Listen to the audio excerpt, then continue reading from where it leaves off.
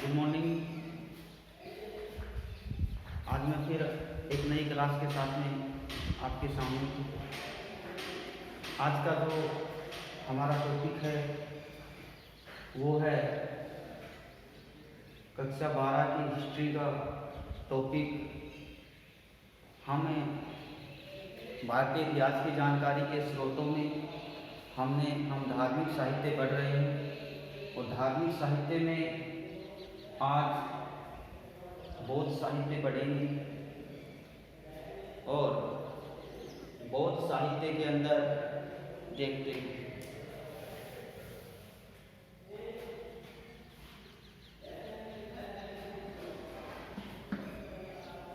बौद्ध साहित्य।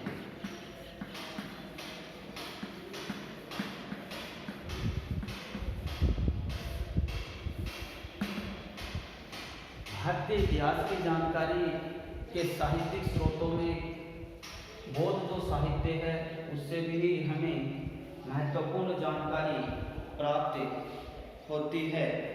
प्राचीन भारतीय इतिहास के निर्माण में बौद्ध साहित्य की प्रमुख भूमिका रही है। प्राचीन भारतीय इतिहास की जानकारी में बौद्ध साहित्य की महत्वपूर्ण भूमिका रही है। यानी जिस प्रकार से हमने धार्मिक साहित्य पढ़ा, धार्मिक साहित्य में ब्राह्मण ग्रंथों के बारे में, ब्राह्मण साहित्य के बारे में पढ़ा कि ब्राह्मण साहित्य के द्वारा हमें भारतीय इतिहास की जानकारी मिलती है। उसी प्रकार से जो धार्मिक साहित्य के अंदर दूसरे नंबर पे आता है बौद्ध साहित्य, और बौद्ध साहित्य प्राचीन भारतीय इतिहास की जानकारी के महत्वपूर्ण स्रोत हैं। इन्होंने महत्वपूर्ण भूमिका निभाई है। बौद्ध साहित्य में सबसे प्राचीन ग्रंथ वो त्रिपिटक है। क्या है? त्रिपिटक। त्रिपिटक। ये त्रिपिटक कौन कौन से हैं? देखिए, बौद्ध साहित्य के क्वेश्चन पूछ लेते हैं कि त्रिपिटक किस धर्म से संबंधित है या किस साहित्य से संबंधित है, तो बौद्ध साहित्य से संबंधित है। त्रिपिटक कितने हैं? 3 हैं। कौन कौन से हैं? तो देखिए 3 त्रिपिटक हैं बौद्ध धर्म के अंदर। उसमें सूत पिटक, विनय पिटक व अभिधम्म पिटक। कौन कौन से पिटक हैं? सूत पिटक 1 नंबर पे, सूत पिटक, सूत पिटक, विनय पिटक, विनय पिटक और अभिधम्म पिटक। अभिधम्म पिटक। क्वेश्चन पूछे बौद्ध धर्म में कितने पिटक हैं? 3 धर्म हैं, 3 पिटक हैं सॉरी। कौन कौन से हैं? सूत पिटक, विनय पिटक व अभिधम्म पिटक। सूत पिटक, विनय पिटक व अभिधम्म पिटक, ये 3 बौद्ध साहित्य के पिटक हैं। इन पिटकों से हमें क्या जानकारी मिलती है? इनसे भी हमें इनमें क्या है? इनमें बौद्ध धर्म के नियम आचरण संग्रहित हैं। किनमें?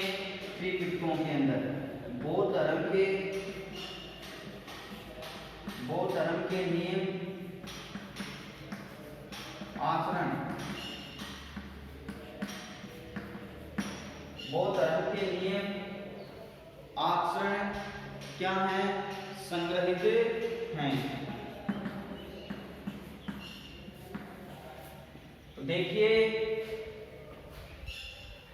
यानी बौद्ध साहित्य के अंदर प्राचीन भारतीय इतिहास की जानकारी में जो बौद्ध साहित्य है उसकी महत्वपूर्ण भूमिका है।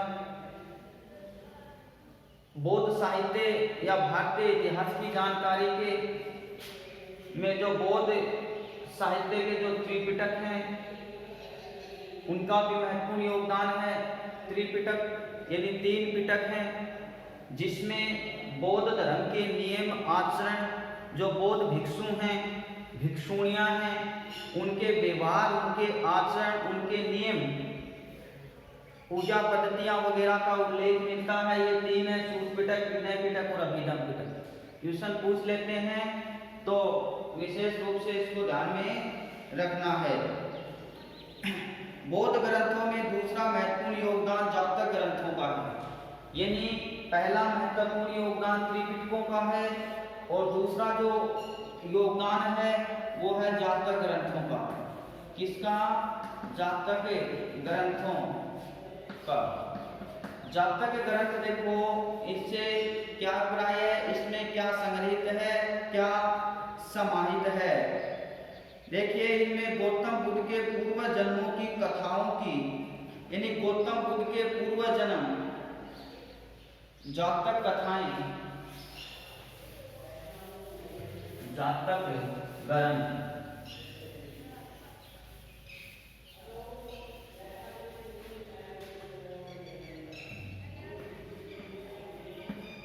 जातक ग्रंथ, इसमें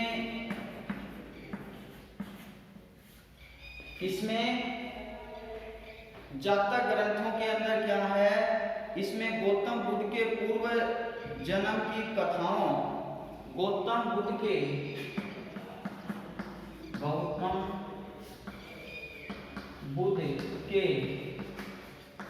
पूर्व जन्म की कथाओं, गौतम बुद्ध के पूर्व जन्म की कथाओं और की तत्कालीन, पूर्व जन्म की कथाओं की तत्कालीन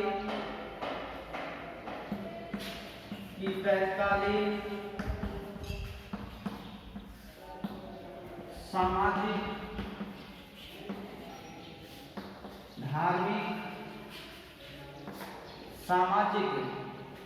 धार्मिक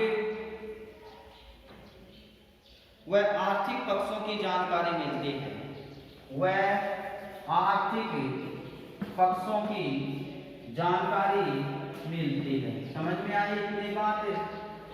धार्मिक व आर्थिक पक्षों की जानकारी मिलती है।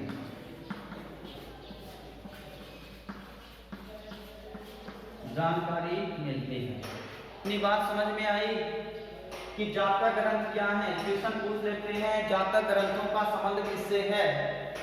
1 नंबर का क्वेश्चन पूछ लेते हैं बोर्ड एग्जाम के अंदर कि जातक ग्रंथों का संबंध किससे है। तो जातक ग्रंथों का संबंध गौतम बुद्ध से है और इसमें गौतम बुद्ध के पूर्व जन्म की कथाओं, इसका पहले जन्म था उसकी कथाओं की तत्कालीन, यानी उस समय की, किस समय, बुद्ध का समय, और बुद्ध के समय की तात्कालिक सामाजिक, यानी सामाजिक स्थिति किस प्रकार से थी, समाज में लोग कैसे रहते थे, जो वर्ण वगैरह हैं, इस प्रकार से धार्मिक, किस प्रकार से धार्मिक क्रियाएं होती थी, वह आर्थिक पक्षों की जानकारी मिलती है। तो जातक ग्रंथ है वो गौतम बुद्ध से संबंधित है, उसके पूर्व जन्म से संबंधित है। इनकी संख्या है वो 549 है। इन जातक ग्रंथों 549 इनकी संख्या कितनी है, 549। इसके अलावा भी हमें अन्य जानकारियां जो मिलती हैं बौद्ध साहित्य से संबंधित, भारतीय इतिहास से संबंधित, तो इसमें पाली भाषा के अन्य बौद्ध ग्रंथों में, ये जो पाली भाषा है, इन पाली भाषा के अन्य बौद्ध ग्रंथ, अन्य बौद्ध ग्रंथों में ध्यान से देखना, पूछ लेते हैं कई बार, तो विशेष रूप से इसको ध्यान में रखना है। मिलिंद पन्हो, मिलिंद पन्हो। कौन सी? मिलिंद पन्हो। मेनांडर ने लिखी थी मिलिंद पन्हो। इसने मेनांडर पूछा हुआ है हिस्ट्री में, यानी मेनांडर की मिलिंद पन्हो, दीपवंश व महावंश, दीपवंश व महावंश, दीपवंश व महावंश। इसके अलावा मिलिंद पन्हो में देखो क्या है, जो यही पूछा गया था मिलिंद पन्हो के अंदर। तो मिलिंद पन्हो में क्या है, इसमें जो मिलता है वो मिलता है कि इसमें यूनानी आक्रमणकारी था मेनांड्रे। कौन था? यूनानी आक्रमणकारी, यानी यूनान से एक आक्रांता आया था मेनांड्रे, और उस मेनांड्रे व बौद्ध भिक्षु नागसेन के मध्य वार्ता का विवरण है।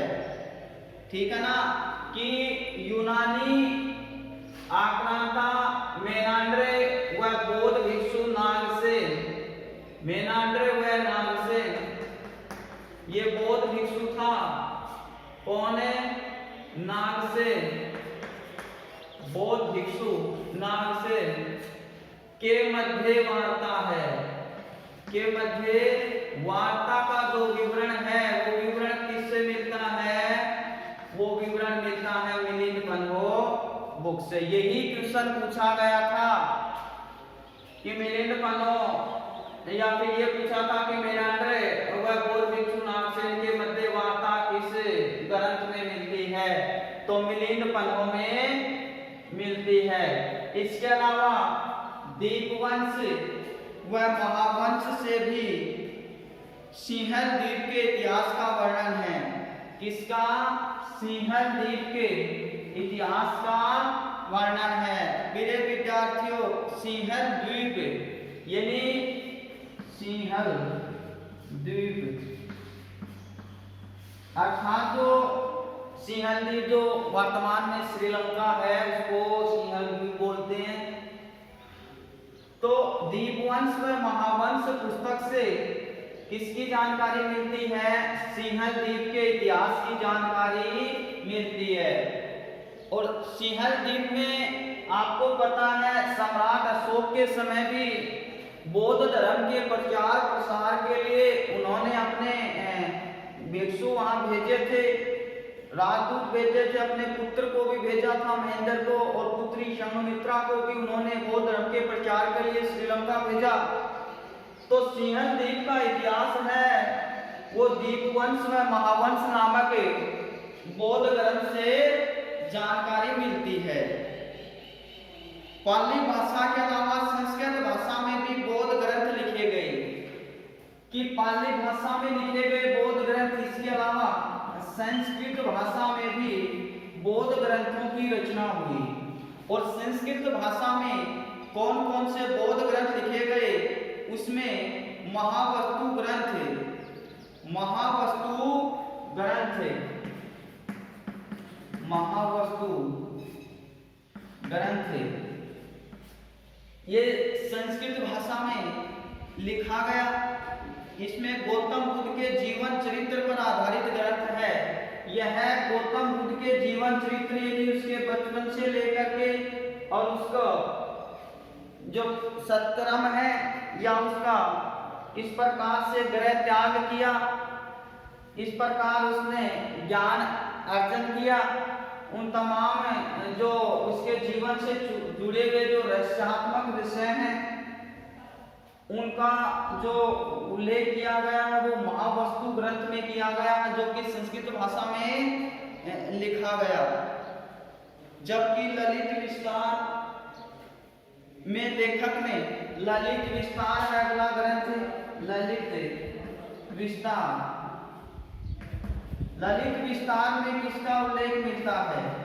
इसमें तो देखो जीवन चरित्र से संबंधित, जीवन चरित्र किसका जीवन चरित्र? गौतम बुद्ध का जीवन चरित्र, और उसके जीवन में जो घटनाएं हुई उनका उल्लेख मिलता है। किसमें? महावस्तु ग्रंथ में। इसके नाम ललित विस्तार में लेखक ने गौतम बुद्ध को दैवीय शक्ति के रूप में निरूपित किया। दैवीय शक्ति के रूप में, दैवीय शक्ति अर्थात एक ऐसे महापुरुष के रूप में जिन्होंने जो दैवीय शक्ति के आधार पर हो, जिसमें जिन्होंने अपने तपोबल के द्वारा ज्ञान प्राप्त किया। इस प्रकार से देवता रूप में ललित विस्तार ग्रंथ में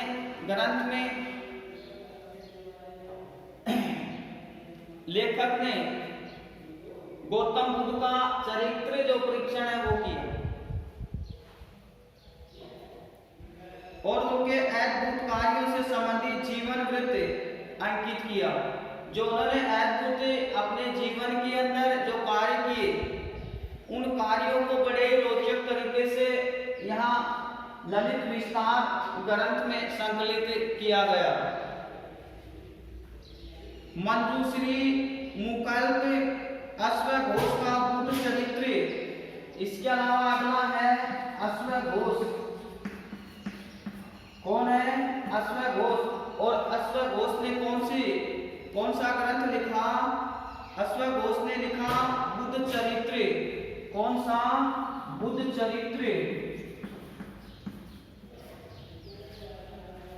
ये इंपॉर्टेंट है, परीक्षा में पूछ सकते हैं अश्वघोष का, तो ये आपको ध्यान रखना है।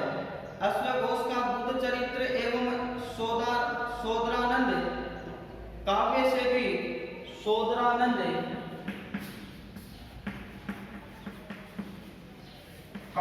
भी बौद्ध साहित्य की जानकारी मिलती है।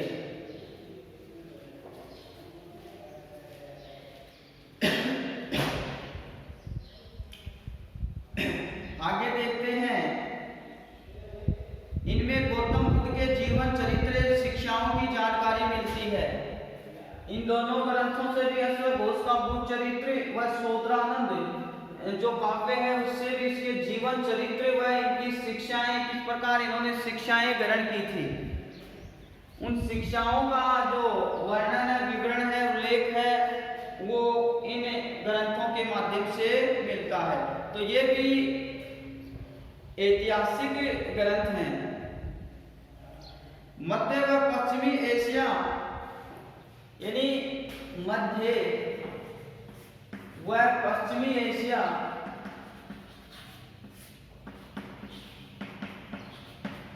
एशिया में जैसे तिब्बत, चीन, जापान,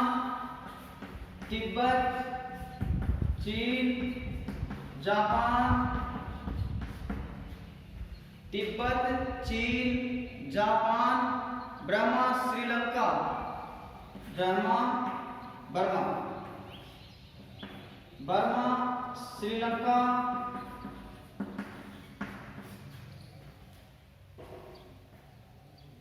आदि देशों में भारतीय बौद्ध ग्रंथों का अनुवाद किया गया और इनसे प्रचुर ऐतिहासिक सामग्री निहित है। यानी एशिया यानी मध्य एशिया के भाग जो तिब्बत, चीन, जापान, बर्मा, श्रीलंका, यहाँ से भी बौद्ध ग्रंथों का उल्लेख मिलता है और यहाँ प्रचुर मात्रा में ऐतिहासिक सामग्री उपलब्ध थी। तो देखिए, बौद्ध साहित्य के अंदर हमने जातक ग्रंथों के बारे में आपको बताया कि जातक ग्रंथ क्या हैं। जातक ग्रंथ हैं वो गौतम बुद्ध हैं, उस गौतम बुद्ध के पूर्व जन्मों की कथाओं पर आधारित हैं। यदि उनके पूर्व जन्मों की जो कथा है, उसकी घटनाएं हैं, उसके जीवन चरित्र से संबंधित जानकारी मिलती है। इनकी संख्या 549 है। बौद्ध साहित्य को जानने के अन्य स्रोतों में हमने त्रिपिटक के बारे में पढ़ा कि त्रिपिटक से हमें बौद्ध साहित्य की जानकारी मिलती है।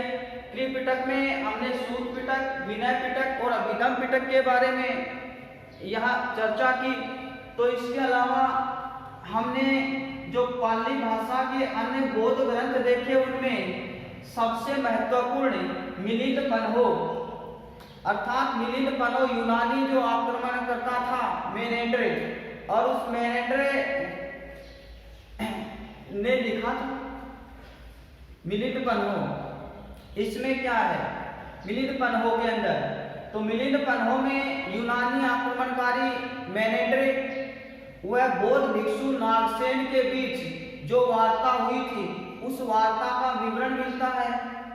इसके अलावा दीपवंश व महावंश जो बौद्ध ग्रंथ हैं, उन बौद्ध ग्रंथों से समुद्र के पार सिंहल द्वीप के इतिहास की जानकारी मिलती है। ये पाली भाषा के हैं। संस्कृत भाषा के अन्य ग्रंथों में जो महावस्तु ग्रंथ है, उस महावस्तु ग्रंथ से महात्मा बुद्ध के जीवन चरित्र की घटनाओं के बारे में जानकारी मिलती है। उसका मूल स्थान कहाँ था, उसका प्रारंभिक जीवन, उसके जीवन की कठिनाइयाँ, उसकी शिक्षाएं, ये महावस्तु ग्रंथ में संस्कृत भाषा में लिखा गया। ललित विस्तार ग्रंथ में भी महात्मा बुद्ध के जीवन चरित्र के बारे में बताया गया है। इसके अलावा अश्वघोष का बुद्ध चरित्र, सोदरानंद काव्य आदि से भी जो ये बौद्ध ग्रंथ हैं, इन बौद्ध ग्रंथों से महात्मा बुद्ध के जीवन चरित्र, उनकी शिक्षाएं और उनके द्वारा जो ज्ञान प्राप्त किया गया और उनके से संबंधित रहस्यात्मक जो विवरण है, विषय हैं, उनकी जानकारी, उनके जीवन में घटित घटनाओं की जानकारी के ये ऐतिहासिक ग्रंथ हैं। तो प्रिय विद्यार्थियों, हमने भारतीय इतिहास की जानकारी में बौद्ध साहित्य के बारे में पढ़ा। बौद्ध साहित्य के बाद में जो भारतीय इतिहास की जानकारी के जो धार्मिक साहित्य है, उस धार्मिक साहित्य के अंदर जो अंतिम बिंदु आता है, वो आता है जैन साहित्य। तो अब पढ़ेंगे जैन साहित्य। क्या पढ़ेंगे? जैन साहित्य पढ़ें। रेडी? करें स्टार्ट?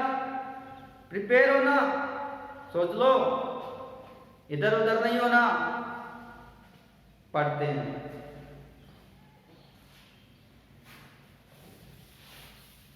देखिए,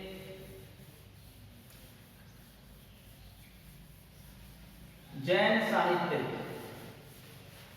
कौन सा साहित्य? जैन साहित्य।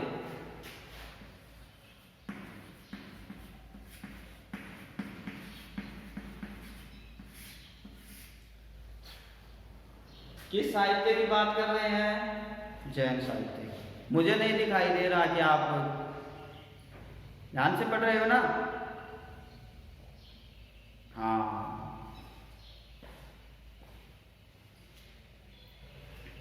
तो जैन साहित्य के बारे में देखेंगे। बौद्ध साहित्य की तरह ही जैन साहित्य में भी पर्याप्त ऐतिहासिक सामग्री प्राप्त होती है। जिस प्रकार से जैन साहित्य के अंदर साहित्यिक सामग्रियां उपलब्ध हुई हैं, उसी प्रकार से जैन साहित्य के अंदर भी ऐतिहासिक दृष्टि से जो सामग्रियां हैं, जिससे इतिहास की जानकारी प्राप्त होती है, वो प्रचुर मात्रा में उपलब्ध है। जैन साहित्य में आगम सबसे प्रमुख है और इसके अंतर्गत 12 अंग, 12 उपांग, 10 प्रकीर्ण, 6 छेद सूत्र शामिल हैं। अब इसकी रचना 4वीं शताब्दी ईसा पूर्व से 6वीं शताब्दी के लंबे समय में 4वीं शताब्दी ईसा पूर्व यानी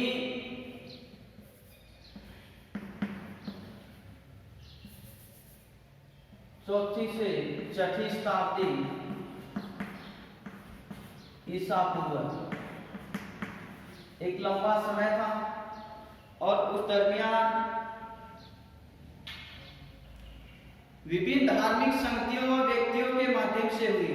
विभिन्न धार्मिक संगतियों, विभिन्न धार्मिक संगतियों, विभिन्न धार्मिक संगतियों व व्यक्तियों के माध्यम से हुई। वह व्यक्तियों के माध्यम से